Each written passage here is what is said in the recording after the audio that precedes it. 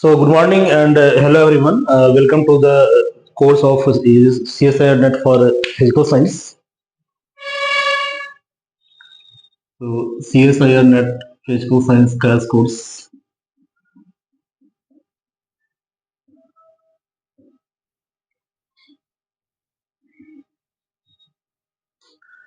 तो इस कोर्स को स्टार्ट करने से पहले थोड़ा एग्जाम के नेचर को जान लेते हैं। एग्जाम के नेचर के बारे में हम 2 मिनट बात करेंगे, ठीक है। देखिए, एग्जाम का जो नेचर है CSIR नेट का,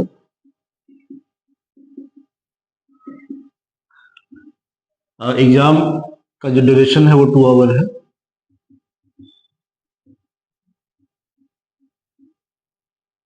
टोटल जो एग्जाम का वेटेज होता है, मतलब कि टोटल एग्जाम 200 मार्क्स का है, ठीक है। इसको हम फर्दर एस्केलेट कर सकते हैं, ठीक है।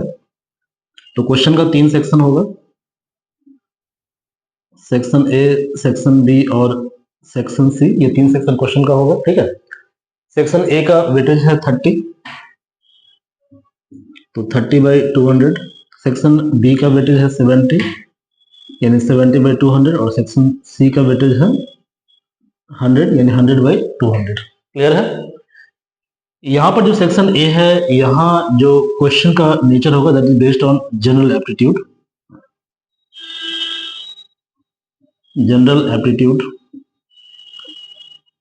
General science,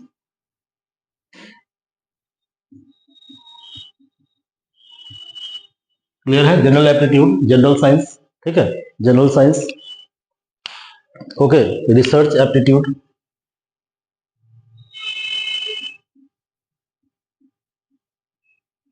research aptitude, clear है। Research aptitude. अच्छा, नंबर ऑफ क्वेश्चन कितने होते हैं इसको भी हम डिस्कस करेंगे आगे, ओके। जो नेगेटिव है वो 1/4 होगा। नेगेटिव जो मार्किंग है वो होगा 1/4, 0.25%। या 1/4 का मतलब ये सेक्शन ए है, ठीक है। सेक्शन ए में एक क्वेश्चन का वेट 2 मार्क्स होता है, ठीक है। तो एक क्वेश्चन का वेट 2 मार्क्स, तो 2 का 1/4 कितना हो जाएगा, 0.5। ऐसे ही सेक्शन बी है, इसमें एक क्वेश्चन 3.5 मार्क्स का होता है, इसका 1/4 आप जोड़ लीजिए जो भी होगा, ठीक है।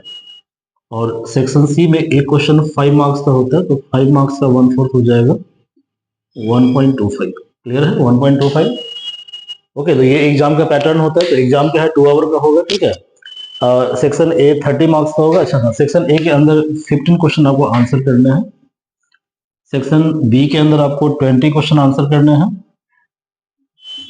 20 या 15 ऐसे कुछ हम देख लेंगे इसको कितना है, ठीक है। और यहाँ 20 मार्क्स का, यहाँ पे 20 क्वेश्चन आपको एड्रेस करना है, ठीक है। तो ये हम देख लेंगे कितना क्वेश्चन एड्रेस करना है, ठीक है। ओके, 20 क्वेश्चन एड्रेस करना, ओके। तो चलिए हम टेबल बना लेते हैं। टेबल की सहायता से इसको समझने की कोशिश करते हैं एग्जाम का पैटर्न क्या है, नहीं है, ठीक है। तो ये आप समझ में आ गया। ड्यूरेशन 2 आवर का होगा, वेटेज 200 मार्क्स है। फिर सेक्शन ए में कितना होगा, सेक्शन में 15 क्वेश्चन एड्रेस करना है। एक क्वेश्चन 2 नंबर का है, इसका वेटेज कितना है, 30/200। इसमें 20 क्वेश्चन एड्रेस करने, 25 क्वेश्चन के साइज होते हैं, ठीक है। ओके, तो 20 क्वेश्चन एड्रेस करना होता है। और यहाँ पे 30 क्वेश्चन होता है, और 30 क्वेश्चन में आपको 20 क्वेश्चन एड्रेस करना होता है, ठीक है। इसका वेटेज होता है 100 मार्क्स। इसमें एक क्वेश्चन 5 मार्क्स का होता है, ठीक है। तो ये आपको ध्यान में रखना है। इसको हम टेबुलर फॉर्म में समझने की कोशिश करते हैं, okay. So we are trying to understand this in tabular form.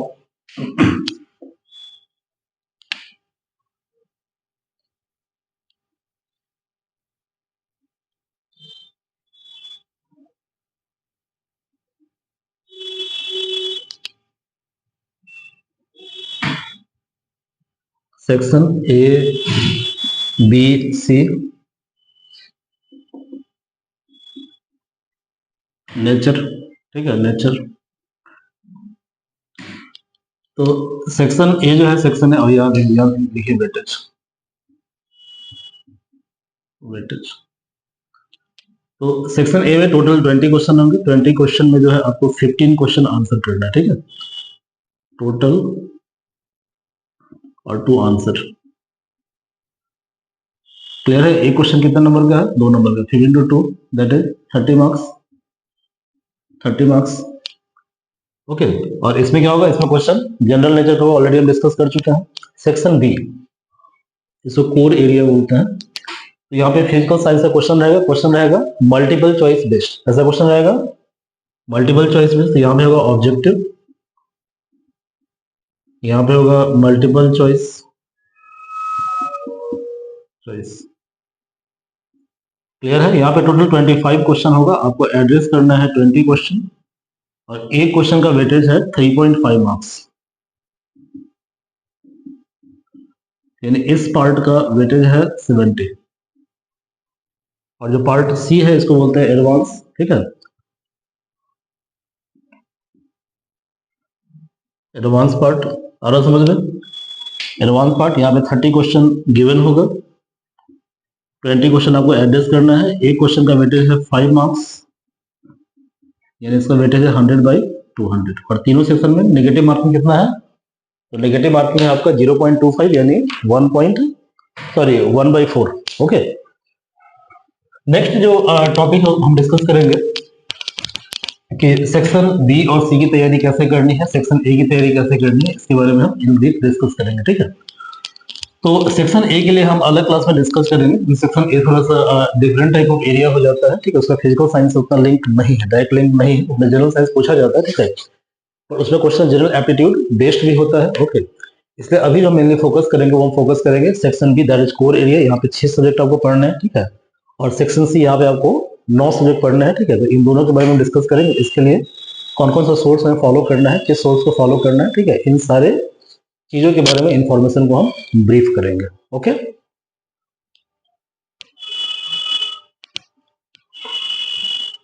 Section B के पार्ट ए बोलते हैं। ठीक है, तो section B is part A.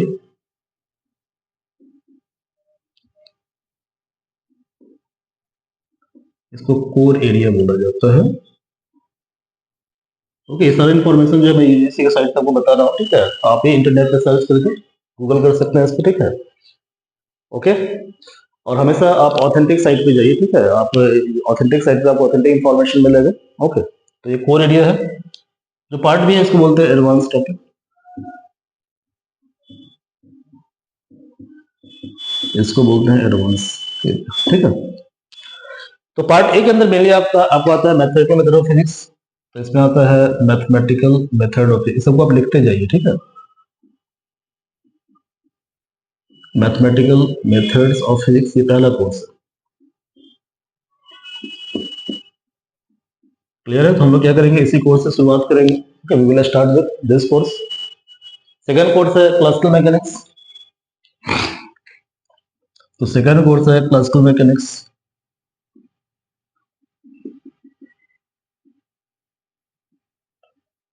Second course है क्लासिकल मैकेनिक्स। ठीक है, थर्ड कोर्स है ईएमटी, इलेक्ट्रोमैग्नेटिक थ्योरी।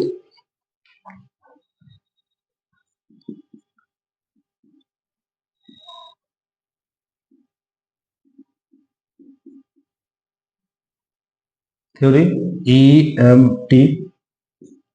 ईएमटी एक काम कर देते हैं, उस नोमेनक्लेचर हम कर देते हैं कोर्स 1, कोर्स 2, कोर्स 3। ठीक है, कोर्स 3। चौथा कोर्स है क्वांटम मैकेनिक्स। तो चौथा कोर्स है क्वांटम मैकेनिक्स, ये कोर्स 4 है। पांचवा कोर्स है thermodynamics and statistical mechanics. Thermodynamics and statistical mechanics, ये फिफ्थ कोर्स है। क्लियर है? और सिक्स कोर्स है इलेक्ट्रॉनिक्स एंड एक्सपेरिमेंटल मेथड।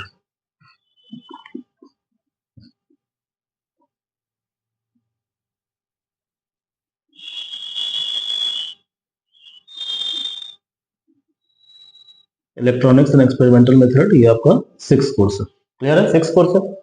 अब देखो पार्ट बी के अंदर क्या है, टोटल 9 कोर्स है। तो 9 कोर्स का मतलब ये 1 to 6 कोर्स है पहले। तो 1 + 2 + 3 + 4 + 5 + 6, ये 6 कोर्स है। ये 6 कोर्स क्या क्या है दोबारा देख लीजिए। Mathematical method of physics, second है क्लासिकल मैकेनिक्स, थर्ड कोर्स क्या है इलेक्ट्रोमैग्नेटिक थ्योरी, फोर्थ कोर्स क्या है क्वांटम मैकेनिक्स, पांचवा क्या है थर्मोडायनामिक्स एंड स्टैटिस्टिकल मैकेनिक्स, छठा कोर्स है इलेक्ट्रॉनिक्स एंड एक्सपेरिमेंटल मेथड। मैं इसके सोर्स के बारे में बात करूंगा, ठीक है। इसके अलावा जो सातवां इसका कोर्स है, ठीक है, सेवेंथ कोर्स है, वो है आपका atomic and molecular physics.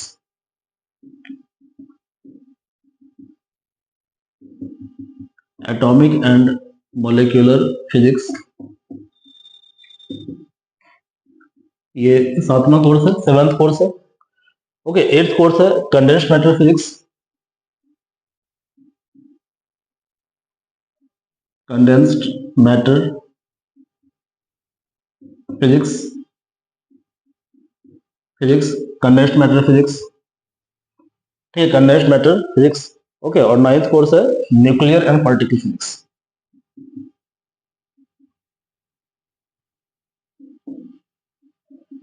Nuclear and particle physics, clear है। चलिए अब क्या करते हैं, कोर्स वाइज जो है बुक की बात करते हैं। तो पहला कोर्स है आपका मैथमेटिकल मेथड इन फिजिक्स, ये पहला कोर्स है, ठीक है। तो वैसे हम डिफरेंट कोर्स के लिए डिफरेंट मतलब डिफरेंट कोर्स में सब टॉपिक होगा, उसके लिए हम डिफरेंट बुक को हम प्रेफर करेंगे, ठीक है। ओके, बट इन जनरल जो स्टैंडर्ड बुक इसके लिए होता है वो एच के दास है, इंडियन ऑथर में एच के दास, ठीक है, एच के दास। जो क्लासिकल मैकेनिक्स है, क्लासिकल मैकेनिक्स में आप पढ़ सकते हैं जेसी उपाध्याय और गोल्डस्टीन, उपाध्याय और गोल्डस्टीन। इलेक्ट्रोमैग्नेटिक थ्योरी में एक ही बुक है जो सबसे फेमस बुक है, ठीक है, दैट इज ग्रिफिथ। तो ग्रिफिथ। क्वांटम मैकेनिक्स में आप पढ़ सकते हैं H C Verma for basic, ठीक है, एच सी वर्मा की जो क्वांटम फिजिक्स आती है, quantum physics for basic. Okay, advance level पे आप पढ़ सकते हैं, ठीक है। ओके, तो जो नेक्स्ट टॉपिक उसके लिए आप पढ़ सकते हैं ग्रिफिथ, आप पढ़ सकते हैं, ठीक है, ग्रिफिथ पढ़ सकते हैं, जो कि एच सी वर्मा में सारे टॉपिक कवर नहीं जैसे परटर्बेशन थ्योरी वगैरह जो है it is not covered in H C Verma, ठीक है। तो ग्रिफिथ हो गया, ठीक है। ग्रिफिथ के अलावा आप जो है, ठीक है, आप पढ़ सकते हैं जेटली, ठीक है, जेटली आप पढ़ सकते हैं। थर्मोडायनामिक्स एंड स्टैटिस्टिकल फिजिक्स, इसके लिए गर्ग बंसल है, Ghosh, Garg Bansal and Ghosh. Electronics, electronics में दो इलेक्ट्रॉनिक्स है, ठीक है, एक एनालॉग है, दूसरा डिजिटल है, ठीक है, डिजिटल है। इलेक्ट्रॉनिक्स में एनालॉग वाले पार्ट के लिए आप पढ़ सकते हैं, ठीक है, बॉयलस्टेड, बॉयलस्टेड, ठीक है। और डिजिटल के लिए मॉरिस मैनो पढ़िए, ठीक है, अच्छी किताब। Now atomic and molecular physics, ठीक है। तो देखो एटॉमिक फिजिक्स जो है, ठीक है, एटॉमिक फिजिक्स इन दोनों के लिए जो कॉमन बुक है वो राजकुमार है, राजकुमार। तो राजकुमार दोनों से पढ़ना है, ठीक है, बट मोलिकुलर फिजिक्स को थोड़ा इन डिटेल्स पढ़ने के लिए आपको पढ़ना पड़ेगा बैनगल। तो यू विल गो थ्रू बैनगल। Condensed matter physics, Puri Babbar, Puri Babbar plus Kittel, Kittel. Nuclear physics, ठीक है, nuclear and particle physics, Dayal, ठीक है, डीसी दयाल। ये बेसिक सोर्सेज है, ठीक है। तो these are basic fundamental books, ठीक है, जिससे क्या करना है, इस पूरे कोर्स को हमें कवर करना है, ठीक है। तो during this course we will use such books, इन बुक्स को हम यूज करेंगे, ठीक है। बट अल्टीमेट जो सोर्स है वो क्या है, देखिए अल्टीमेट सोर्स है क्वेश्चन बैंक। किसी भी एग्जाम की तैयारी करने के लिए क्वेश्चन बैंक एनालिसिस बहुत ज्यादा जरूरी है, ठीक है, एनालिसिस। सेकंड है what is written in syllabus, ठीक है, सिलेबस के अंदर क्या क्या मेंशन है, ठीक है, इन दो चीजों को देखना बहुत ज्यादा जरूरी है, ठीक है। ओके, चलिए, तो we will start with mathematical method of physics, इससे हम लोग स्टार्ट करेंगे कोर्स की। तो we will start with mathematical method of physics.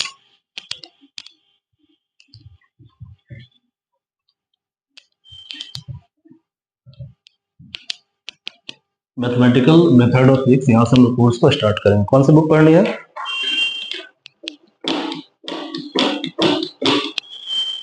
You have to read H K Das, this book H K Das.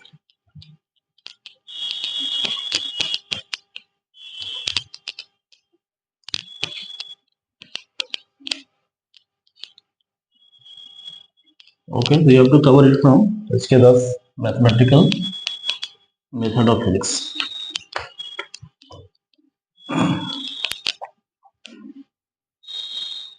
Okay, so mathematical method of physics.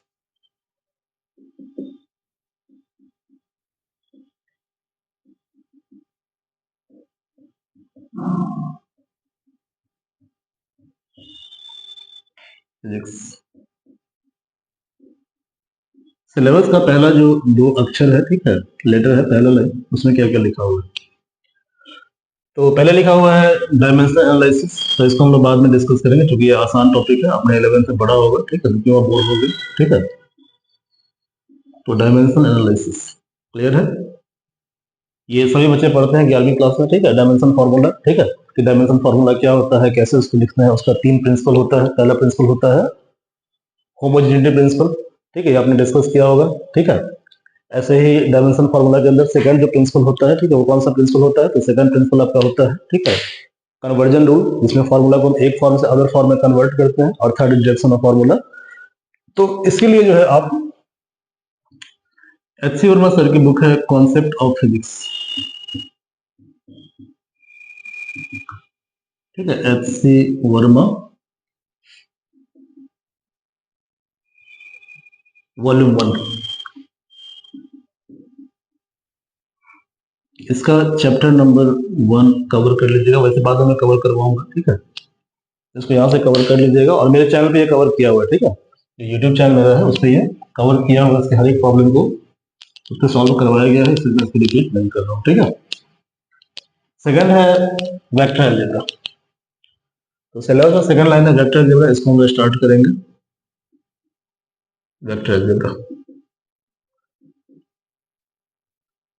तो पहले हम ये बात करते हैं कि वेक्टर अलजेब्रा में कौन कौन सा टॉपिक है जहां से क्वेश्चन आता है, ठीक है, पहले ये जानना बहुत ज्यादा जरूरी है, ठीक है। हमने कुछ टॉपिक एनालाइज किया यहाँ पे, अलग अलग किया है, ठीक है। जैसे वेक्टर अलजेब्रा में मेन जो टॉपिक है वो पढ़ना है, ठीक है, वो इस तरह से है जहां से क्वेश्चन आता है, ठीक है। तो पहला पार्ट है वेक्टर ऑपरेशन, पहला पार्ट है वेक्टर ऑपरेशन। तो वेक्टर ऑपरेशन का मतलब वेक्टर का एडिशन कैसे होता है, मल्टीप्लिकेशन कैसे होता है, सब्सट्रैक्शन कैसे होता है, और डिवीजन कैसे होता है, ठीक है, इसको बोलते हैं वेक्टर ऑपरेशन, ठीक है, ये पहला पार्ट है। सेकंड पार्ट है वेक्टर अलजेब्रा कंपोनेंट फॉर्म, ये हमने अलग अलग करके रखा हुआ है, पार्ट टॉपिक को लिख के रखा हुआ है, ठीक है। तो सेकंड है vector algebra component form,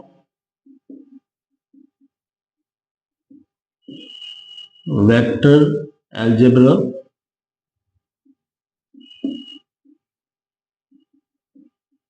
component form, ठीक है। यहाँ पे हम लर्न करें कैसे वेक्टर को स्प्लिट करते हैं, ठीक है, कैसे उसका एक्स कंपोनेंट निकालते हैं, वाई कंपोनेंट निकालते हैं, ठीक है, और फिर उससे बेस्ड हम किस तरह से वेक्टर ऑपरेशन करते हैं, ये हम डिस्कस करेंगे। थर्ड है ट्रिपल प्रोडक्ट,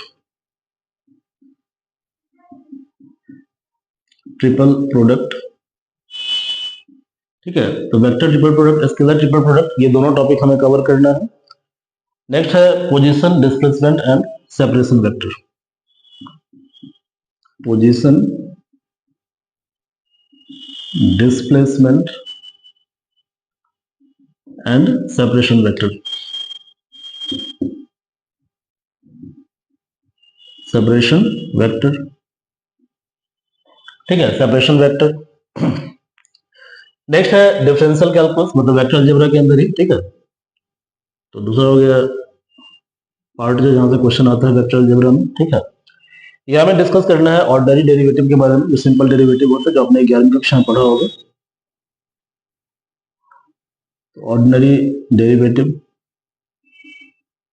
ये हमें डिस्कस करना है, ठीक है, डिस्कस करना है। हमें डिस्कस करना है ग्रेडियंट के बारे में, हमें डिस्कस करना है ग्रेडियंट के बारे में। तो ग्रेडियंट क्या होता है? एक डेल एक ऑपरेटर होता है, ठीक है, जिसकी वैल्यू होती है del upon del X I cap plus del upon del Y J cap plus del upon del Z K cap. Clear है? ओके, इसको हम जो किसी स्केलर पे ऑपरेट करते हैं तब जो वैल्यू आता है उसको ग्रेडियंट बोलते हैं, ठीक है। तो डेल ऑपरेटर के बारे में पहले हम इन ब्रीफ डिस्कस करेंगे, क्योंकि इस ऑपरेटर से ये तीनों कॉन्सेप्ट आता है। पहला कॉन्सेप्ट आता है ग्रेडियंट। तो ग्रेडियंट में क्या होता है कि डेल को हम किसी स्केलर पे ऑपरेट करते हैं। सेकंड आता है डाइवर्जेंस। डाइवर्जेंस में हम क्या करते हैं कि डेल को ऑपरेट करते हैं किसी वेक्टर के ऊपर, मतलब डेल डॉट ए। और थर्ड कॉन्सेप्ट है कर्ल। तो कर्ल में हम क्या करते हैं, डेल को क्रॉस प्रोडक्ट निकालते हैं डेल का किसी वेक्टर के साथ, ये कर्ल है, ठीक है। तो ये सेकंड पार्ट है वेक्टर में, यहां से क्वेश्चन आता है, इस पार्ट से क्वेश्चन आता है, ठीक है। ओके, इसके बाद पढ़ना है प्रोडक्ट रूल के बारे में। तो next we have to discuss about product rules. ये सब लिख लीजिए, ठीक है। यदि लिखेंगे नहीं तो फिर दिक्कत होगी बाद में। ओके, इन्हीं एरिया से क्वेश्चन आते हैं। ओके, तैयारी का पहला जो फेज होता है, पहला फेज क्या होता है, पहला फेज होता है सिलेबस को अंडरस्टैंड करना, ठीक है। तो लोग करते क्या है कि सिलेबस को अंडरस्टैंड करते नहीं, बस अंधे रेस में दौड़ना शुरू करते हैं। समझ रहे हैं बात को। तो इसमें क्या होता है कि कई बार होता है कि आपको जो चीजें मतलब जो चीजें नीडी है, ठीक है, उसको तो पढ़ना ही है, लेकिन साथ क्या करते हैं, जो अननीडी चीजें हैं, जो अनवांटेड चीजें एग्जाम में रिलेवेंट नहीं, उसको भी आप पढ़ लेते हो, ठीक है। तो आपका मेहनत क्या होता है, वेस्ट चला जाता है। ओके, इसलिए सबसे पहला स्टेप ये होता है कि हम सिलेबस को डिमार्केट करें कि सिलेबस में क्या क्या मेंशन है और सिलेबस के किस किस पार्ट से क्वेश्चन आ रहा है, ठीक है। तो जिस पार्ट से क्वेश्चन आ रहा है उसको पहले हम ज्यादा एम्फेसाइज करें, और बाद में वो पार्ट जहां पे हम जिसको नहीं देख पाए उस पर हम फोकस करें, ठीक है। ये एग्जाम की तैयारी का प्रॉपर स्ट्रेटजी होता है, ठीक है। तो सबसे पहले स्ट्रेटजी बनाना जरूरी है, ठीक है। एग्जाम को मतलब आपको रैट रेस में दौड़ने की जरूरत नहीं है। ओके, चलिए खैर, भाषणबाजी बहुत ज्यादा होगा, टॉपिक पे आते हैं। वेक्टर अलजेब्रा में अगला टॉपिक है इंटीग्रल कैलकुलस। Integral calculus. अब जो इंटीग्रल कैलकुलस है, ठीक है, यहाँ पर जो टॉपिक हमें डिस्कस करना है वो इस तरह से है, ठीक है। जैसे आपने पढ़ा होगा लाइन इंटीग्रल के बारे में, तो यहाँ पे पढ़ना है आपको line integral, surface integral, volume integral. तो लाइन इंटीग्रल, सरफेस इंटीग्रल मतलब डबल इंटीग्रेशन, ये किसी एरिया पे ऑपरेट होगा, और एरिया एक वेक्टर क्वांटिटी है, ठीक है। थर्ड क्या पढ़ना है, थर्ड पढ़ना है वॉल्यूम इंटीग्रल। तो वॉल्यूम क्या है, वॉल्यूम एक स्केलर क्वांटिटी है, ये क्वेश्चन पूछा हुआ है, ठीक है। वॉल्यूम इंटीग्रल, क्लियर है, वॉल्यूम इंटीग्रल, ठीक है। वॉल्यूम इंटीग्रल, तो देखो लाइन क्या है, लाइन वेक्टर है, पूछा हुआ क्वेश्चन है। सरफेस क्या है, सरफेस वेक्टर है। वॉल्यूम क्या है, वॉल्यूम स्केलर है। ये तो आगे हम डिस्कस करेंगे, ठीक है। फर्दर हम इसको डिस्कस करेंगे आगे नेक्स्ट क्लास में। नेक्स्ट पढ़ना है fundamental theorem of calculus. Fundamental theorem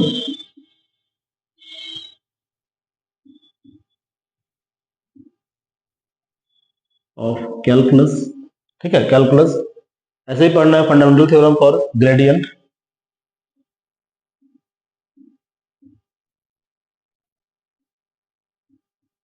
gradient, ठीक है। Fundamental theorem of divergence and curl.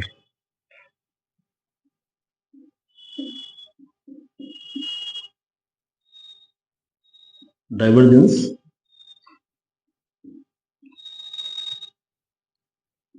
Fundamental theorem of curl, ठीक है, कर्ल। ओके, नेक्स्ट है curvilinear coordinate system. Curvilinear coordinate system,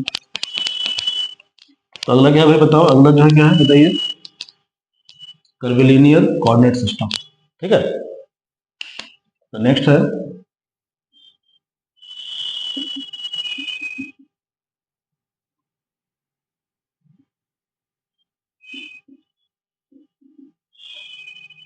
curvilinear coordinate system, ठीक है भाई, सिस्टम। यहाँ जो टॉपिक कवर करेंगे, यहाँ पे हम दो टॉपिक कवर करेंगे। पहला हम पढ़ेंगे स्फेरिकल पोलर कोऑर्डिनेट के बारे में, दूसरा पढ़ेंगे सिलिंड्रिकल कोऑर्डिनेट सिस्टम के बारे में, ठीक है। तो यहाँ पे हम डिस्कस करेंगे स्फेरिकल कोऑर्डिनेट सिस्टम के बारे में।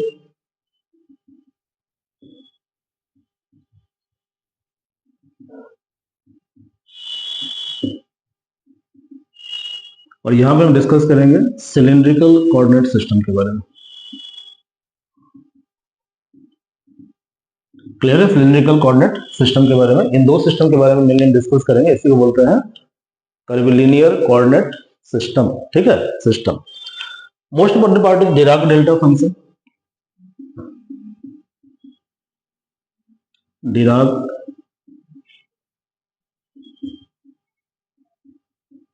डेल्टा फंक्शन, ठीक है, डिराग डेल्टा फंक्शन। ओके, तो यहाँ पे पढ़ेंगे divergence of R cap by R square.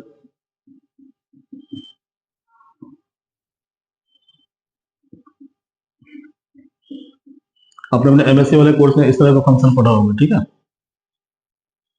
इसी बोलते हैं डिराग डेल्टा फंक्शन, ठीक है। तो ये हम डिस्कस करेंगे, आगे हम डिस्कस करेंगे, ठीक है। Okay, one dimensional Dirac delta function D D F, ऐसे ही three dimensional Dirac delta function, ठीक है, डिराग डेल्टा फंक्शन। अगला एरिया जो इंपॉर्टेंट है वेक्टर अलजेब्रा में वो है आपका थ्योरी ऑफ वेक्टर फील्ड, ठीक है। तो थ्योरी ऑफ वेक्टर फील्ड, तो अगला एरिया जो इंपॉर्टेंट है that is theory of vector field, theory of vector field. तो नेक्स्ट है थ्योरी ऑफ वेक्टर फील्ड।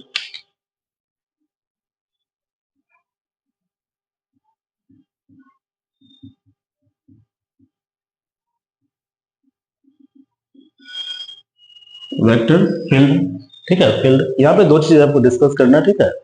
पहला पढ़ना है हेल्महोल्ट्ज थ्योरम,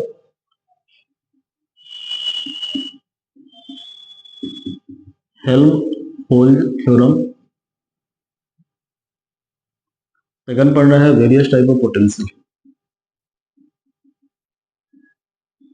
पोटेंशियल। देखो वेक्टर अलजेब्रा में इतना टॉपिक इंपॉर्टेंट है, इतने टॉपिक से ही क्वेश्चन आता है, ठीक है, इसी के आसपास क्वेश्चन रहता है, ठीक है जी। ओके, तो ये जो क्वेश्चन रहता है, तो हम लोग स्टार्ट कर रहे हैं पहले वेक्टर ऑपरेशन के बारे में। तो फर्स्ट हम लोग स्टार्ट करेंगे, तो ये टॉपिक है, पहले हमने क्या लिखा है, पहले मैंने लिखा है वेक्टर ऑपरेशन। ओके, तो फर्स्ट हमने लिखा है वेक्टर ऑपरेशन। तो देखो इस पार्ट को हम कवर करने के लिए क्या करेंगे, तो ग्रिफिथ की जो बुक आती है इलेक्ट्रोडायनामिक्स, कौन सी बुक आती है, इलेक्ट्रोडायनामिक्स की बुक आती है ग्रिफिथ की।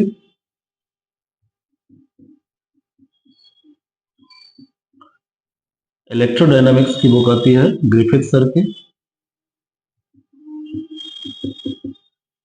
ग्रिफिथ, क्लियर है। इस बुक का जो फर्स्ट चैप्टर है, ठीक है, फर्स्ट चैप्टर, उसका नाम है वेक्टर अलजेब्रा। ओके, तो हमने क्या किया, रेफरेंस के लिए इसी चैप्टर को यूज किया है, ठीक है, टू कवर दिस टॉपिक, ठीक है। ओके, तो हम लोग कहां से कवर करेंगे, हम लोग कवर करेंगे ग्रिफिथ की बुक से। ओके, हम लोग कवर करेंगे ग्रिफिथ की बुक से। ओके, चलिए आज हम बात करते हैं फंडामेंटल के बारे में। तो फंडामेंटल ऑफ वेक्टर अलजेब्रा,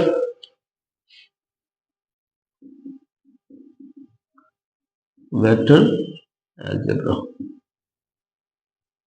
ठीक है भाई, वेक्टर अलजेब्रा, हम इसके फंडामेंटल के बारे में बात करेंगे, ठीक है। तो पहला है वेक्टर ऑपरेशन। पहला क्या है, वेक्टर ऑपरेशन। थोड़ा पहले हम जान लेते हैं वेक्टर के बारे में, वेक्टर होता क्या है, ठीक है। तो देखिए भाई, वेक्टर को जानने से पहले आपको जानना पड़ेगा कि फिजिकल क्वांटिटी क्या होता है।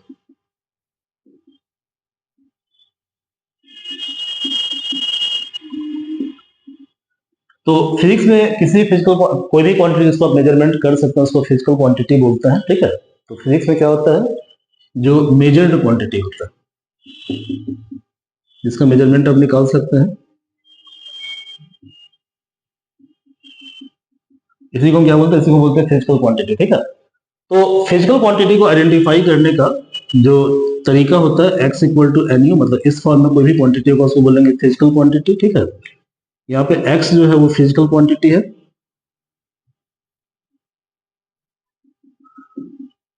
n इस फिजिकल क्वांटिटी का न्यूमेरिकल वैल्यू है, और u जो है इस फिजिकल क्वांटिटी का कॉरेस्पॉन्डिंग यूनिट है, कॉरेस्पॉन्डिंग यूनिट है,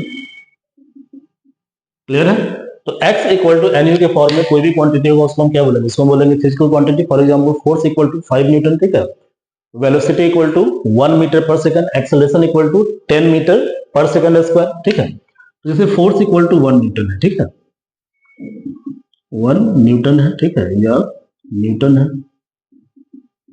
न्यूटन है, ठीक है। तो फोर्स इक्वल टू 1 न्यूटन है, तो यहाँ पे F क्या है, F है x, 1 क्या है न्यूमेरिकल वैल्यू है, और n क्या है, n फोर्स को दिखाने के लिए हम जो फिजिकल क्वांटिटी यूज कर रहे हैं दैट इज कॉल्ड यूनिट। अब यहाँ पे एक क्वेश्चन नेट में पूछा हुआ क्वेश्चन क्या है, देखिए क्वेश्चन पूछता है कि what is the relation between N and U, ठीक है, ये क्वेश्चन नेट में पूछा हुआ है। तो relation between numerical value and unit, ये क्वेश्चन सीएसआईआर नेट में आया है। तो कैसे इसको हम सॉल्व करेंगे इस क्वेश्चन को, ठीक है, कि दोनों में क्या रिलेशन है। तो देखिए, क्योंकि x बराबर एन यू, तो नंबर क्या होता है, नंबर आर कांस्टेंट, ठीक है, नंबर क्या होगा, कांस्टेंट होगा, तो नंबर कांस्टेंट होता है, ठीक है, नंबर कांस्टेंट होता है। तो देयरफॉर एन यू बराबर चूंकि कांस्टेंट है, ठीक है, तो देयरफॉर एन बराबर हम क्या लिख सकते हैं, कांस्टेंट बाय यूनिट। अब देखो जब कांस्टेंट को रिमूव करेंगे तो क्या करेंगे, हम साइन लेंगे प्रोपोर्शनल का, तो n प्रोपोर्शनल टू 1/u, आपने पढ़ा होगा ना, आपने तो बचपन में पढ़ा होगा 9th क्लास में, जब आप सेकंड लॉ ऑफ मोशन को निकालते हो तो आप क्या लिखते हो, आप लिखते हो ना कि force is proportional to mass into acceleration. So to remove proportional आप क्या करते हो, कांस्टेंट लेते हो, taking some constant k equal to m है, दैट मींस इसका रिवर्स प्रोसेस क्या होगा, to remove constant we have to take inverse, sorry proportional relation. Clear है, तो प्रोपोर्शनल हटाने के लिए क्या करते हैं, कांस्टेंट लेते हैं, कांस्टेंट हटाने के लिए क्या करते हैं, हम प्रोपोर्शनल लेते हैं, ठीक है। तो चूंकि n बराबर है सम कांस्टेंट इनटू 1/यूनिट, क्लियर है, तो इसको हम लिख सकते हैं n प्रोपोर्शनल टू 1/u, यही इसका आंसर हो जाएगा, ठीक है। तो ये क्वेश्चन नेट में आया हुआ, this will be answer, okay. अब देखो जो फिजिकल क्वांटिटी जो होता है, ठीक है, उसको हम दिखाने के लिए, ठीक है, मतलब फिजिकल क्वांटिटी को रिप्रेजेंट करने के लिए हमें दो चीजें चाहिए होती है, ठीक है। तो फिजिकल क्वांटिटी को दिखाने के लिए हमें क्या चाहिए, दो चीजें चाहिए, ओके। तो to show any physical quantity, ठीक है, two things are required, okay, two things are required to show any physical quantity.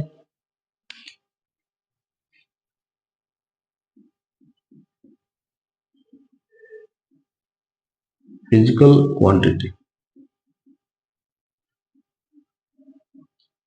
तो पहला चीज जो है वो है मैग्नीट्यूड, मतलब हर एक फिजिकल क्वांटिटी के अंदर क्या होता है, एक मैग्नीट्यूड होता है, और magnitude are number, second physical quantity के अंदर डायरेक्शन होता है, और डायरेक्शन क्या है, तो डायरेक्शन है tangent corresponding to certain point,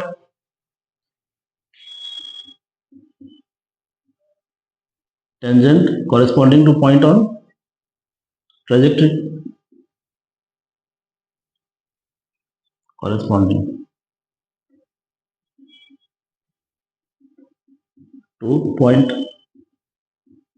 on curve. Why we have used the word curve, क्योंकि हर एक फिजिकल इवेंट को जो हम क्या करते हैं, एक कर्व के द्वारा दिखा सकते हैं, ठीक है। कर्व मतलब किसी ग्राफ से हम दिखा सकते हैं, graphical presentation, graph is very powerful tool, ठीक है, आ रहा समझ में। तो ग्राफ पे क्या होगा, किसी पॉइंट के कॉरेस्पॉन्डिंग जो टेंजेंट होगा दैट इज कॉल्ड डायरेक्शन। तो डायरेक्शन क्या होता है, tangent corresponding to point on the curve, ठीक है, और मैग्नीट्यूड क्या होता है, सिंपली नंबर होता है, ठीक है। तो अब इसके आधार पर हम क्या करते हैं, इसके आधार पर हम फिजिकल क्वांटिटी को तीन पार्ट में डिवाइड करते हैं। तो पहला फिजिकल क्वांटिटी स्केलर होता है, सेकेंड फिजिकल क्वांटिटी वेक्टर होता है, और थर्ड फिजिकल क्वांटिटी टेंसर होता है, अब जो स्केलर है, स्केलर इसका जो मैग्नीट्यूड है, ठीक है, वो डिफाइंड होगा,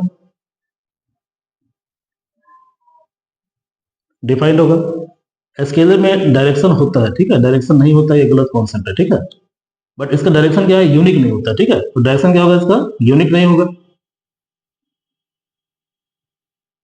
तो डायरेक्शन तो है लेकिन डायरेक्शन यूनिक नहीं है, ठीक है, अभी हम पढ़ेंगे इसके बारे में, ठीक है। वेक्टर,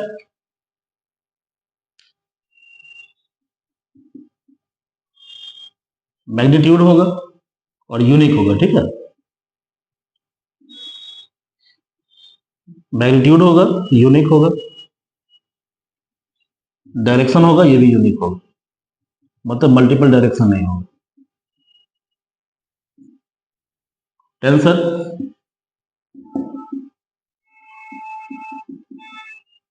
मैग्नीट्यूड तो है बट ये यूनिक नहीं है। Direction, it is also not unique, ये भी यूनिक नहीं है। अब इसको एग्जाम्पल के सहायता से समझने की हम कोशिश करते हैं, ठीक है, ओके।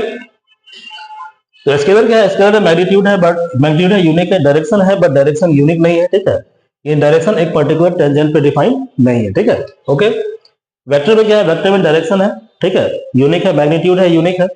टेंसर में क्या है, मैग्नीट्यूड भी यूनिक नहीं, डायरेक्शन यूनिक नहीं है, ठीक है, इसलिए टेंसर क्वांटिटी है। ओके, इसलिए टेंसर क्वांटिटी है। गुड।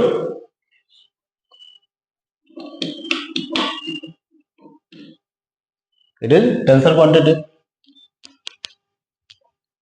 इसको हम एग्जांपल के सहायता समझने की कोशिश करते हैं।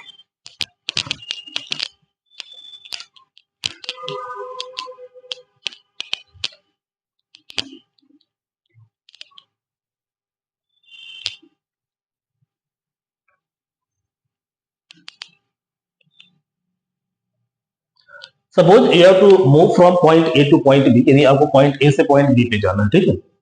तो एक कॉन्सेप्ट यहाँ पे ये भी आता है, फ्रेम ऑफ रेफरेंस। तो फ्रेम ऑफ रेफरेंस क्या होता है, इसको समझ लीजिए जरा पहले, ठीक है। फ्रेम ऑफ रेफरेंस, तो फ्रेम ऑफ रेफरेंस होता है कोऑर्डिनेट का सेटअप होता है, ठीक है, जिसके द्वारा हम किसी फिजिकल इवेंट या फिनोमेना को डिस्क्राइब करते हैं, यानी कोऑर्डिनेट का कॉम्बिनेशन है, it is combination of X Y Z coordinate, जिसके द्वारा हम क्या करते हैं, इवेंट को हम डिस्क्राइब करते हैं, ठीक है। ये क्या है, ये कोऑर्डिनेट सिस्टम का सेटअप है, तो जनरली देखिए इसको फ्रेम बोलते हैं। X axis, Z axis, Y axis, unit vector I, इसका आई कैप होता है, इसका जे कैप होता है, इसका के कैप होता है। क्लियर है। तो आई कैप, जे कैप, के कैप इसका यूनिट वेक्टर होता है कोऑर्डिनेट सिस्टम का, ठीक है, इसी को बोलते हैं फ्रेम ऑफ रेफरेंस, ठीक है। तो हमने क्या किया, एक फ्रेम ऑफ रेफरेंस ले लिया, तो we have taken some frame of reference,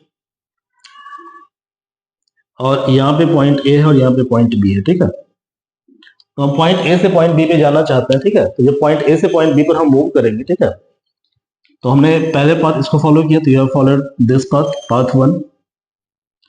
फिर हमने इस पाथ को फॉलो किया, ठीक है, ये पाथ बी, ये थोड़ी लंबा रास्ता है। थर्ड पाथ हमने ऐसे फॉलो किया, ये भी थोड़ा लंबा रास्ता है, ठीक है। अब यदि मैं आपसे क्वेश्चन पूछूं, बहुत ही फंडामेंटल क्वेश्चन है, आप सभी इसका आंसर जानते हैं, ठीक है। तो यदि मैं आपसे क्वेश्चन पूछूं कि पाथ 1 क्या है, डिस्टेंस या डिस्प्लेसमेंट, तो आप क्या बताओगे। पाथ 1 जो है वो डिस्प्लेसमेंट है। पाथ 2 और पाथ 3 के बारे में पूछे तो क्या बताओगे। तो पाथ 2 और 3 क्या है, डिस्टेंस है। तो पाथ 2 और 3 क्या है, डिस्टेंस है, डिस्टेंस है। अब क्वेश्चन यहाँ पे ये आता है कि why it is displacement, why it is distance. Clear है। अच्छा एक बात और देखो, तो डिस्प्लेसमेंट है तो इसका मतलब क्या होगा, ये वेक्टर क्वांटिटी होगा, और ये डिस्टेंस है, ये सॉरी ये डिस्टेंस है, तो इसको जनरली हम ऐसा याद कर लेते हैं कि स्केलर क्वांटिटी है। ओके, लेकिन जब आप इस पाथ से इस पाथ पे जाते हो तो यार फॉलोइंग सर्टेन पाथ, इस पाथ का एक डायरेक्शन है, ये भी तो हो सकता है ना कि इस पाथ से डेविएट हो जाओ और आप फाइनल डिस्टेंस में नहीं पहुंच पाओ। आ रहा समझ में, ठीक है, या यहाँ से आप डेविएट हो जाओ, इस पॉइंट से आप डेविएट हो जाओ, क्लियर है, फाइनली आप बी पे नहीं पहुंच पाओ। तो जब इसके अंदर डायरेक्शन है, यहाँ भी डायरेक्शन क्या है, एक पर्टिकुलर डायरेक्शन के अंदर है, ठीक है, एक डिफाइंड डायरेक्शन है, but still it is scalar quantity and it is vector quantity. तो रीजन यहाँ पे ये है कि देखो इसका जो टेंजेंट है वो यूनिक है, ठीक है, यहाँ पर हम कहीं पर भी टेंजेंट को ड्रॉ करें तो टेंजेंट क्या होगा, टेंजेंट का ये डायरेक्शन होगा, बट इसका टेंजेंट क्या होगा, वेरी करेगा। यहाँ पे टेंजेंट ये है, इस पॉइंट पे टेंजेंट क्या होगा, चेंज हो जाएगा, इस पॉइंट पे टेंजेंट क्या होगा, चेंज होगा, इसका टेंजेंट यहाँ चेंज हो जाएगा, ठीक है। तो इसका मतलब ये हुआ कि क्योंकि इसके पास डिफरेंट टेंजेंट है, तो इसका डायरेक्शन हर एक पॉइंट पे क्या हो रहा है, चेंज हो रहा है, ठीक है, क्लियर है। तो it has no unique tangent, that's what is called scalar quantity, ठीक है। So it is a misconception that a scalar have no direction, ठीक है, scalar have direction but direction is not unique, ठीक है, क्योंकि direction को हम define किससे करते हैं, tangent at a point, clear है। तो यहाँ पे टेंजेंट क्या है, पाथ 4 में टेंजेंट क्या है, यूनिक है, ठीक है, इसलिए क्या होगा, ये वेक्टर क्वांटिटी होगा, जबकि पाथ 2 और 3 के अंदर टेंजेंट यूनिक नहीं है, that's what is called scalar quantity, ठीक है। तो ये बेसिक डेफिनेशन हो गया स्केलर वेक्टर का, इसमें ज्यादा ब्रीफ जाने की जरूरत नहीं है, ठीक है। चलिए, तो नेक्स्ट है वेक्टर अलजेब्रा। तो वेक्टर अलजेब्रा में पहला जो कॉन्सेप्ट है वो है आपका वेक्टर ऑपरेशन। वेक्टर ऑपरेशन का मतलब होता है प्लस माइनस मल्टीप्लिकेशन और डिवीजन, ठीक है। तो पहले हम बात करेंगे वेक्टर एडिशन के बारे में। टाइप ऑफ वेक्टर का छोड़ दीजिए, ठीक है, उतना ब्रीफिंग जाने की जरूरत नहीं है आपको, ठीक है।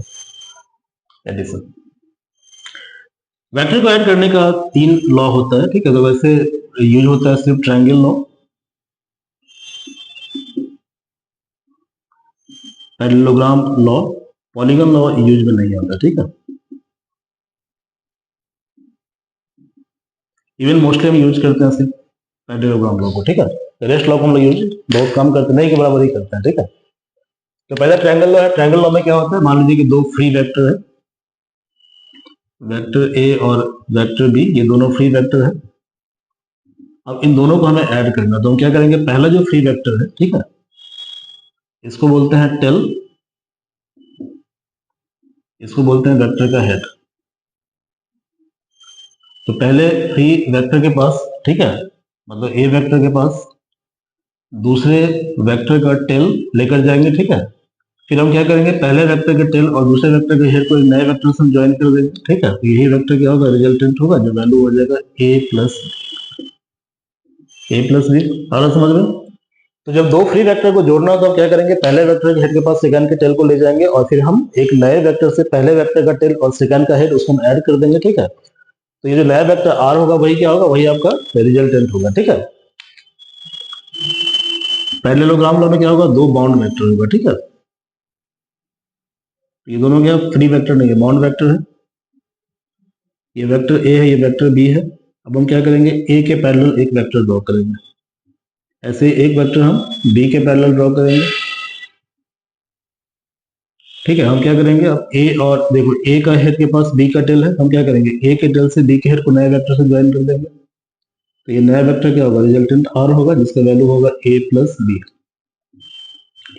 इवन इस टाइम में चेक कर सकते हो, पहले वेक्टर के पास सेकंड वेक्टर का टेल है, ठीक है। तो हमने क्या किया, इसके टेल से इसके हेड को ज्वाइन कर दिया नए वेक्टर से, तो ये बी प्लस ए हो गया। तो ए प्लस बी बराबर बी प्लस ए, ठीक है। इसका मतलब यह है कि पैरेललोग्राम लॉ जो है, ठीक है, वेक्टर एडिशन का, ओके, इसके द्वारा वेक्टर को ऐड कर सकते हैं। साथ साथ वेक्टर का जो एडिशन है वो कम्यूटेटिव होता है। कम्यूटेटिव का मतलब ये होता है कि यदि हम 3 प्लस 4 लिखे तब भी 7 होगा और 4 प्लस 3 लिखे तब भी 7 होगा, ठीक है। यानी कहने का मतलब ये हुआ कि ए प्लस बी का जो रिजल्ट आएगा वही रिजल्ट बी प्लस ए का भी आएगा, ठीक है। ये दोनों क्या होगा, बराबर होगा, इसको बोलते हैं कम्यूटेटिव रिलेशन। तो ए प्लस बी बराबर होता है बी प्लस ए, इसको बोलते हैं कम्यूटेटिव।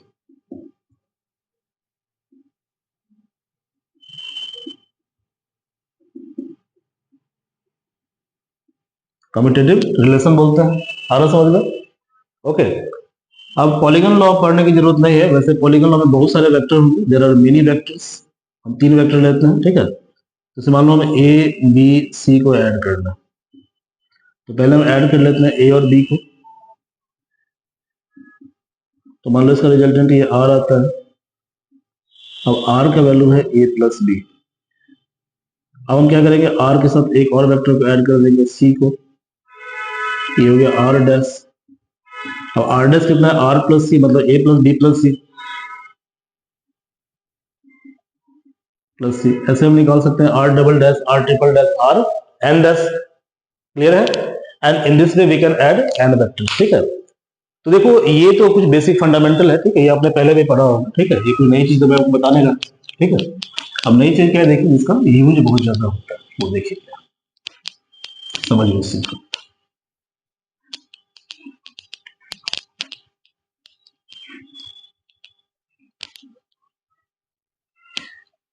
तो इन चीजों को समझने की कोशिश आप करें, ठीक है। देखिए एक पैरेललोग्राम लॉ का एनालिटिकल फॉर्म होता है, तो फॉर्मूला डिराइव करने की जरूरत नहीं है, ठीक है। डायरेक्टली मैं रिजल्ट यहाँ पे लिखा हूँ, ठीक है।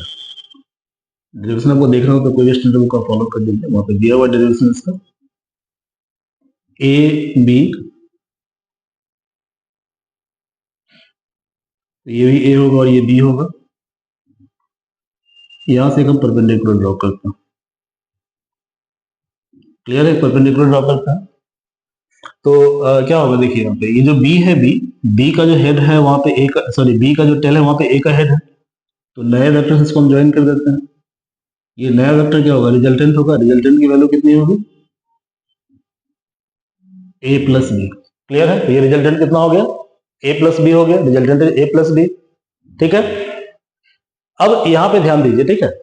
यदि मान लीजिए कि इनके बीच का एंगल थीटा है, तो ये लाइन जो है और ये लाइन, ये दोनों क्या पैरेलल लाइन है, ये क्या पैरेलल वेक्टर है। तो जब ये थीटा है तो यदि ये थीटा तो ये एंगल भी कितना होगा, थीटा होगा। तो ये एंगल आपका थीटा हो गया, this angle is also theta, ठीक है, थीटा। अब इस ट्रायंगल को हम सॉल्व करने की कोशिश करते हैं, ठीक है। तो यहाँ पे कुछ इसका नाम दे देते हैं, इसका नाम दे देते हैं O M N P Q. So in triangle M N P,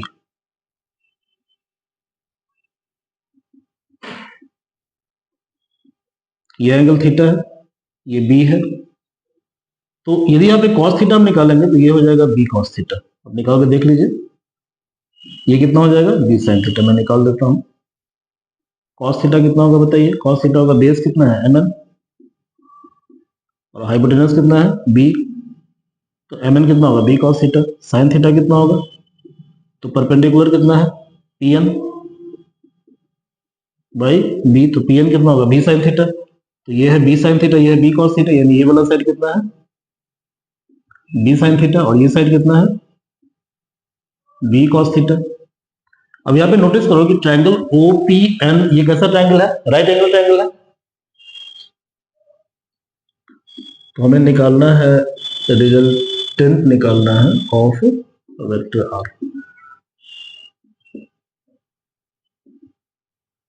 देखो भाई, ये जो है ठीक है राइट एंगल ट्रायंगल है। तो राइट एंगल ट्रायंगल में क्या होता है कि ये है हाइपोटेनस 90 के सामने का साइड, यानी आर स्क्वायर बराबर ये क्या होगा, ये परपेंडिकुलर है और ये बेस है। तो परपेंडिकुलर कितना है बी साइन थीटा,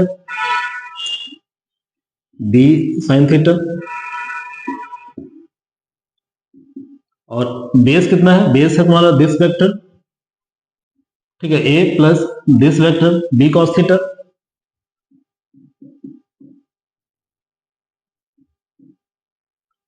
इसको यदि हम सॉल्व करें तो कितना होगा, A square plus B square plus 2ab cos theta, करके देख लीजिए आ जाएगा, ठीक है। तो यहां से रिजल्टेंट कितना आ गया, रिजल्टेंट आ गया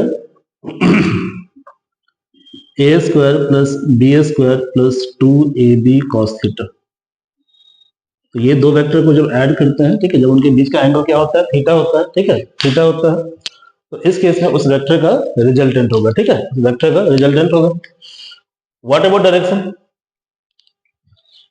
व्हाट अबाउट डायरेक्शन। तो ये जो आर वेक्टर है, आर वेक्टर इसका डायरेक्शन है ये अल्फा, ठीक है, अल्फा। तो डायरेक्शन क्या होगा, tan अल्फा, डायरेक्शन होगा tan अल्फा।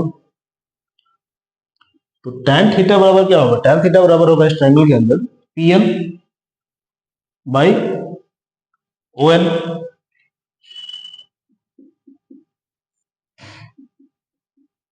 ये हो जाएगा P N by O N, कितना है ओ एन है O M plus M N.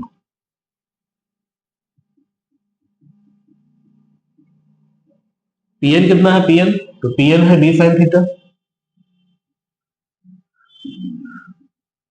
By O M कितना है ए, एम एन कितना है B cos theta, A plus B cos theta. तो ये डायरेक्शन हो गया, इट इज डायरेक्शन।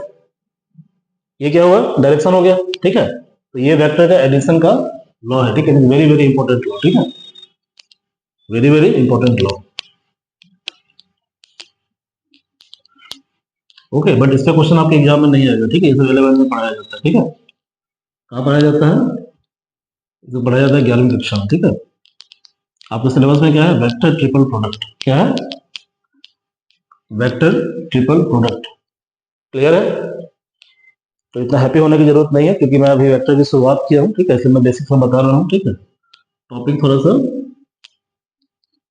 एडवांस होगा, जैसे कि डिनोमिनेटर फंक्शन वगैरह, उस समय थोड़ा डेप्थ चाहिए आपको, ठीक है, गुड। बट हाँ, घबराने की जरूरत नहीं है, ठीक है, चीजें इतनी टफ नहीं, जितना आप समझ रहे हैं, ठीक है, उतनी टफ नहीं है चीजें, ओके। ये जब रेगुलर है, कंसिस्टेंट है, ठीक है, तो एग्जाम काफी आसान है। ये अब इनडिसिप्लिन है, अनडिसिप्लिन है, रेगुलर नहीं है, इरेगुलर है, ठीक है, तो एग्जाम काफी टफ है, ठीक है। कोई भी एग्जाम हो, एनी एग्जाम, चाहे वो नेट हो चाहे यूपीएससी हो, कोई भी एग्जाम हो, ठीक है। तो any exam is very tough, any goal is unachievable यदि आप रेगुलर नहीं है, ठीक है, और गोल क्या है, अचीवेबल है यदि आप रेगुलर है, ठीक है, कंसिस्टेंट है। तो your effort should be very regular and consistent, okay. चलिए मैं आपको यहाँ पे एक ट्रिक सिखाता हूँ, इस ट्रिक को लर्न कीजिए, इसको हम बोलते हैं यूनिट ट्रायंगल। क्या बोलते हैं? Unit triangle, sorry unit circle. तो ये नाम से क्लियर है कि यूनिट सर्कल का मतलब क्या हुआ कि इसका रेडियस कितना होगा? इसका रेडियस होगा 1। ठीक है, इसका रेडियस 1 होगा। यूनिट सर्कल, ये मैं क्यों बता रहा हूं, ठीक है। तो इसका रेडियस कितना है? इसका रेडियस है 1। यदि रेडियस 1 है और ये पॉइंट ए है तो इसका कोऑर्डिनेट कितना होगा? 1 0। यदि ये ए डैश है तो इसका कोऑर्डिनेट कितना होगा? -1 0। और यदि ये बी पॉइंट है तो कोऑर्डिनेट कितना होगा? 0 1। और यदि ये पॉइंट बी डैश है तो कोऑर्डिनेट होगा 0 -1। यहाँ तक कोई दिक्कत नहीं है, समझ आ गया?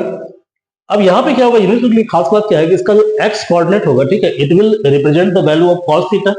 इसका वाई कोऑर्डिनेट क्या होगा? It will represent the value of sine theta. ठीक है, तो इसका जो एक्स कोऑर्डिनेट होगा it will give you the value of cos theta.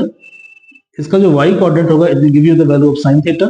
तो बताओ sign theta by cos theta कितना होता है? tan theta. तो वाई बाई एक्स क्या होगा? tan theta. और यदि आपको ये पता है, ठीक है, तो सेक थीटा कितना हो जाएगा? 1 by cos theta. Cosec theta कितना हो जाएगा? 1 बाई साइन थीटा। और ऐसे ही कॉट थीटा कितना हो जाएगा? 1 बाई tan थीटा। क्लियर है? अब एक वर्स थीटा को वर्स थीटा भी होता है, जितना जानने की जरूरत नहीं है आपको। ठीक है, ओके।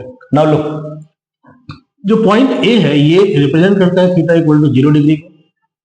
पॉइंट बी रिप्रेजेंट करता है थीटा इक्वल टू 90 डिग्री को। पॉइंट ए डैश ये रिप्रेजेंट करता है थीटा इक्वल टू 180 को। और ये रिप्रेजेंट करता है थीटा इक्वल टू 270 डिग्री को। और ये रिप्रेजेंट करता है थीटा इक्वल टू 360 डिग्री को। क्लियर है? तो देखो भाई,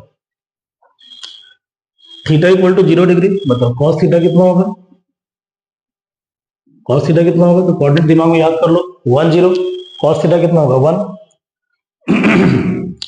साइन थीटा कितना होगा? 0। और tan थीटा कितना होगा? तो sine theta by cos theta 0 by 1 that is 0। Theta equal to 90 degree, cos theta कितना होगा बताओ? तो थीटा कितना है भैया? यहाँ पे 0 1 है कोऑर्डिनेट, तो एक्स कोऑर्डिनेट कितना है? 0। कॉस 90 0। साइन 90 कितना होगा? 1। tan 90 कितना होगा? 1 बाई 0 इन्फिनिटी होता है। ठीक है, याद रखिएगा, 1 बाई 0 इन्फिनिटी, 0 बाई 1 0। ठीक है, very very important formulation. Theta equal to 180, coordinate कितना है? -1 0। कितना भाई? 0 1 1 0, आई एम सॉरी 1 0 0 1। तो cos 180 कितना होगा? -1। साइन 180 कितना होगा? 0। और थीटा इक्वल टू 270, कितना कोऑर्डिनेट है? 0 -1। तो cos 270 कितना होगा? 0। साइन 270 कितना होगा? -1। और tan 270 कितना होगा?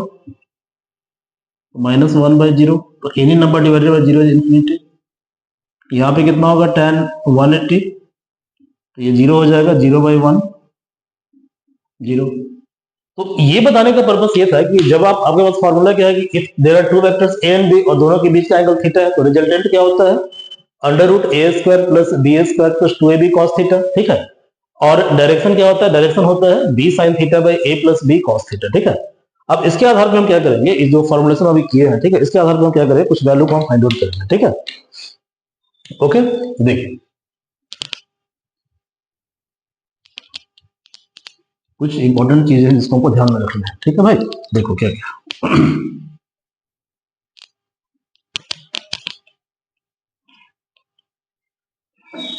पहला देखो भाई, पहला क्या है? टू वेक्टर्स आर पैरेलल, मतलब ए पैरेलल टू बी। जो दो वेक्टर पैरेलल होगा तो थीटा क्या होगा? 0 डिग्री होगा। उसके बीच का एंगल क्या होगा? 0 डिग्री होगा। तो यहाँ पे जो रिजल्टेंट आर है इसका वैल्यू कितना है?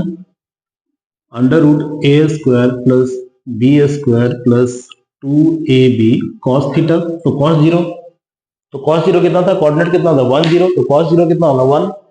तो ये हो गया a² b² 2ab that is a plus b का होल स्क्वायर, यानी कितना हो जाएगा ये? a plus b। ठीक है, ए प्लस बी। मान लो कि दो वेक्टर एंटी पैरेलल है, एंटी पैरेलल है, थीटा कितना होगा 180, कॉस 180 कितना होता है -1, ये हो गया A square plus B square plus 2ab cos 180 यानी -2ab, so this is a minus B whole square, ये फाइनली हो जाएगा a माइनस बी। ठीक है, अब क्या है a परपेंडिकुलर टू b, जो ए बी परपेंडिकुलर थीटा कितना होगा 90 डिग्री, तो रिजल्टेंट हो जाएगा under root A square plus B square plus 2ab cos 90, cos 90 कितना होता है 0 होता है, तो ये हो गया A square plus B square. Clear है? ओके, तो this was the relevance of unit circle. ठीक है, तो आज की क्लास में हम क्लास यहीं पे वाइंड अप करते हैं। द नेक्स्ट क्लास, ठीक है, हम लोग डिस्कस करेंगे, ठीक है, डॉट प्रोडक्ट, क्रॉस प्रोडक्ट। तो नेक्स्ट क्लास में हम क्या करेंगे, बेसिक जो प्रिलिमिनरी कॉन्सेप्ट है उसको हम लोग कवर कर लेंगे, ठीक है, ताकि जो अगला जो क्लास है वहां से हम लोग स्टार्ट कर पाए ट्रिपल प्रोडक्ट को। ठीक है, सो क्लास इज ओवर। और हाँ, एक बात ध्यान रखिएगा, ठीक है, जो ट्रिपल प्रोडक्ट है क्वेश्चन वाइज से आता है, तो अभी जो हम लोग कर रहे हैं ये बेसिक फॉर्मुलेशन है, it will hardly take one more classes, ठीक है, and then we will switch to the main topic जो जहां से क्वेश्चन नेट में आता है। Okay, so thank you very much.